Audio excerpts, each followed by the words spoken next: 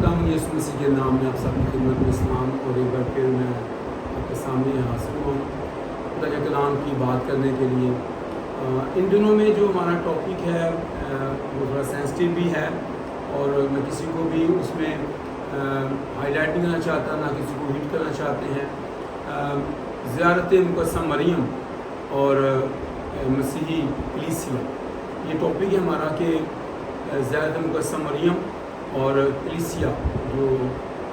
दौर हाज़िर की कलीसिया है, पाकिस्तान की कलीसिया है, पाकिस्तान के लोग हैं, ईमानदार हैं, इन पर थोड़ी मैं बात करना चाह रहा हूँ। गुज़श्ता सालों में भी इस पर बहुत सारी बात हो चुकी है और बहुत सारे खुदाम बात करते हैं, और जब इस पर बात की जाती है तो बहुत दफ़ा ये समझा जाता है कि शायद किसी एक हिस्से को हिट किया जा रहा है कलीसिया के, या कलीसिया के उन लोगों को हिट किया जा रहा है जो इसमें मुलव्वस हैं। ये हम सब की ही बड़ी ज़िम्मेदारी है कि हम देखें कि हम किस तरफ जा रहे हैं। और इन दिनों में ख़ास तौर पर जब मरियमाबाद फैसलाबाद के अंदर एक बड़ा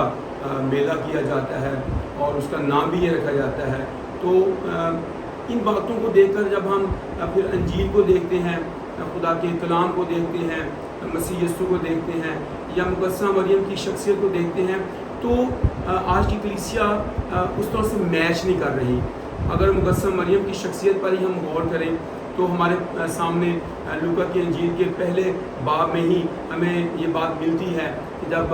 फरिश्ता जब्राईल जो है वो मुक़द्दस मरियम के पास आया जो कुंवारी है,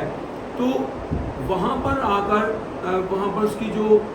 कन्वर्सेशन है हम उसको भी देखें। वहाँ पर जब्राईल फरिश्ते का मुक़द्दस मरियम के पास खुदा का पैगाम लेकर आना कि दुनिया का निजात दहिंदा उसके वसीले से पैदा होगा, और ये कहना कि तू औरतों में मुबारक है, और ये कहना कि तू पाक है, और ये कहना कि तू सिद्दीक़ा है, और ये कहना कि तेरा चुनाव हुआ है। तो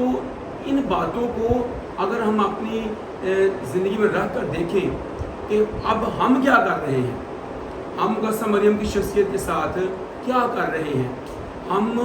किस तरफ को जा रहे हैं। आज की कलीसिया इस पर ज़रा सोचे कि जितने लोग पाकिस्तान के अंदर मुख्तलिफ़ जगहों से निकलते हैं, वो कोई पेट के बल चल रहा होता है, कोई घुटनों के बल चल रहा होता है, कोई कोहनियों के बल चल रहा होता है, कोई अपने आप को लहूलुहान कर रहा होता है, और वो ये कहते हैं कि हमने किसी न किसी तरह की मन्नत मानी हुई है, या वो ये कहते हैं कि हम इस तरह से हमने कहा था कि हम वहाँ पर जाएंगे और सलाम करेंगे और वहाँ पर हम पहुँचेंगे, तो जो कुछ भी वो सोचते हैं। लेकिन मेरा सवाल आज की कलीसिया के सामने ये है कि मुक़द्दस मरियम की शख्सियत और आज की कलीसिया इस बात को देखें कि क्या उसकी शख्सियत ने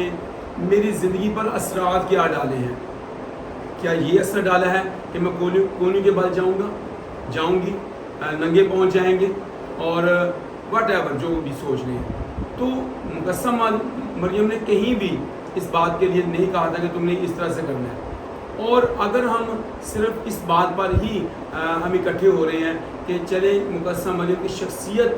पर हम गौर कर लें और मुक़द्दस मरियम की शख्सियत में से हम कुछ सीख लें, तो पहली बात जो वहाँ से सीखने की वो तो पकीज़गी है, कुंवारी है, वो पाक है, सिद्दीक़ा है, और किस कदर उसके बारे में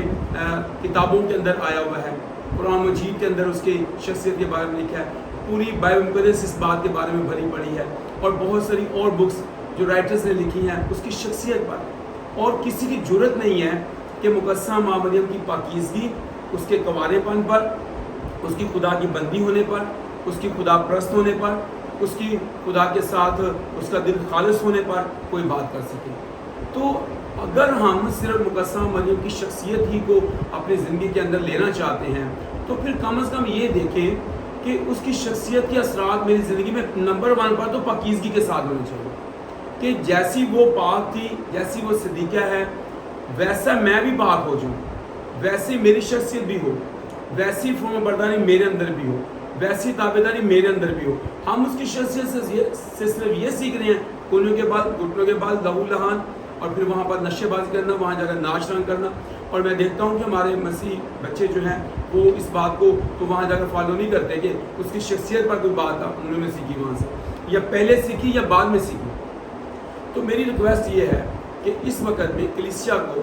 ہوش میں آنے کی ضرورت ہے کہ وہ کس طرف کو جا رہی ہے. وہ ڈی ٹریک ہو گئی ہے، یا تو وہ اس مقصد سے ہٹ گئی ہے جو ہونا چاہیے. اور دوسری بات، اگر مقدسہ مریم کی شخصیت کے بارے میں سیکھنا ہے، پرسنالٹی کے بارے میں سیکھنا ہے، اس کی سیرت کے بارے میں سیکھنا ہے، تو پھر ہمیں ان باتوں کو بھی اجاگر کرنے کی ضرورت ہے کہ جو وہاں جا رہے ہیں یا وہاں پہلے جا چکے ہیں، ان کی زندگی میں مقدسہ ماں مریم کی جو تعظیم ہے، جو عزت ہے، جو رسپیکٹ ہے کہ وہ یسوع مسیح کی ماں ہے، ہمیں اس کو اپنی زندگی میں لینے کی ضرورت ہے اور